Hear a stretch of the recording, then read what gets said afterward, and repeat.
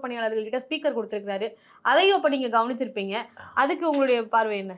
காய்த்த மரம் தான் கல்லடிபடும். எப்போ இதெல்லாம் சொல்றாங்களோ நீங்க சொல்ற திமுக காரங்களே விசில பார்த்தே பயப்படுறாங்க அப்படின்னு அதுக்கு பொருள் எல்லாருக்கும் புரியுமா? ஆனா தாவேக்காரங்க வந்து பப்ளிக் நியூசன்ஸ் கிரியேட் பண்றாங்கன்றதுனாலே விசில் புறக்கணிக்கப்படுதுன்ற இன்னொரு பக்கம் சொல்றாங்க. அதையும் நம்ம கேள்வி இன்னும் யாருமா சொல்றா?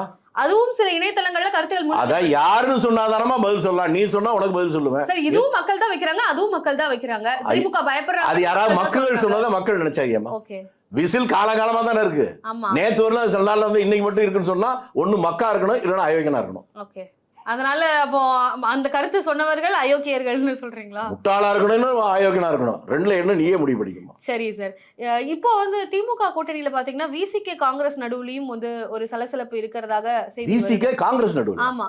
என்ன அப்படின்னா விசிகே வந்து ஸ்ட்ராங்கா இருக்காங்க, பாமக பாஜக இருக்கக்கூடிய கூட்டணியில நாங்க இருக்க மாட்டோம் அப்படின்னு சொல்லி செல்வ பிறந்தகை அவர்கள் வந்து ஓப்பனா சொல்றாங்க.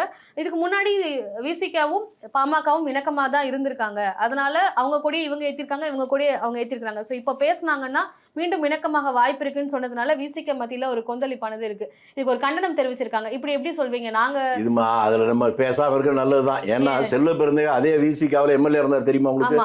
அதனால அவங்க பழைய நட்புல ஏதாவது பேசிக்கிறோம் அதை விட்டுருமா.